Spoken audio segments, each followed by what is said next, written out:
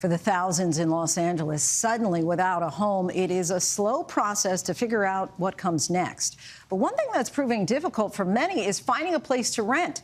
California's Attorney General has announced active investigations against price gouging, and officials across the board say they will find and prosecute anyone trying to take advantage of the tragedy. In tonight's Prime Focus, our Jacqueline Lee has more on the struggle to find housing and those trying to put a stop to price gouging. A war zone, ferocious, apocalyptic. These, just some of the words used to describe the utter destruction left behind in Southern California. But the devastation goes beyond what the naked eye can see. It's the emotional toll buried in these smoldering ashes. This photo. That's your street. Yeah, that's our house. That was our house. A lifetime of memories gone. Embers coming off. Tens of thousands of evacuees now suddenly without a home, desperate for shelter, sparking a real estate frenzy. I've spent $8,000 already on Airbnbs. Oh, wow. Longtime Altadena resident Erica Lee, along with her husband and 7-year-old son, lost their home in the devastating Eaton fire. It's been terrible. We've been bouncing from Airbnb to Airbnb, and we're looking for a place to rent, but everyone else is too. We met them as they were touring homes for rent. How many listings have you lost out on? At least 5. 5? At least. What happened? They just say that they're already taken, or the one that changed the rent on us last minute, we couldn't afford that anymore. And just like thousands of others, they desperately need a single-family home as they sort through insurance. So you have a child, you have pets, you have your mother, you have your husband, and you need space. Yeah, because we're all going to be living together. And insurance isn't going to give us enough money to cover a house like we had. Some of them are good, but everything's at least $6,000 or more. And insurance hasn't told us yet how much we could spend, so we're just kind of guessing at this point. Los Angeles is already one of the most expensive places in the country to rent a home, and some residents are now willing to pay even more to get a roof over their heads. What is the craziest thing people are willing to offer?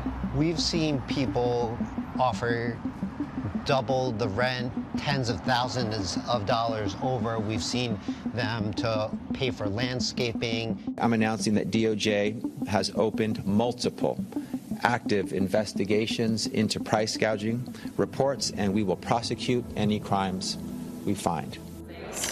Chelsea Kirk is monitoring all of this. She's the director of policy and advocacy for a tenants' rights organization that is tracking rental increases. She shared this spreadsheet with ABC News. It is one of several that residents are using to report potential price gouging. She took us to Beverly Hills, an area she says is seeing some of the steepest increases. Are you seeing a surge of new listings that have never been listed before? Yes, I am, and that's concerning. I have this theory that a bunch of Airbnbs are suddenly available and on the market and taking advantage of this moment. Under California law, during an emergency, people or businesses are only allowed to increase prices charged for housing by up to 10%. Anything above that is illegal.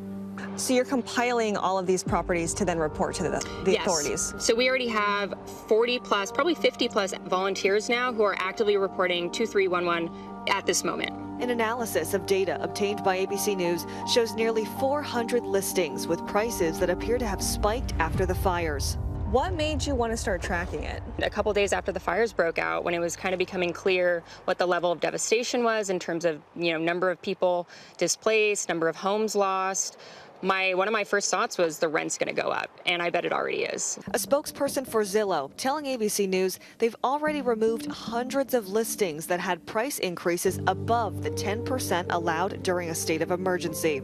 The real estate company Redfin, however, tells ABC News they have not removed any listings as of yet. The company that runs homesandapartments.com says there are reports of bad actors, and they are actively evaluating the impact the wildfires have had on their listings.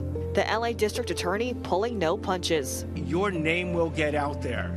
Your company's name will get out there. You will be publicly shamed. What would be the allure for a landlord to want to price gouge?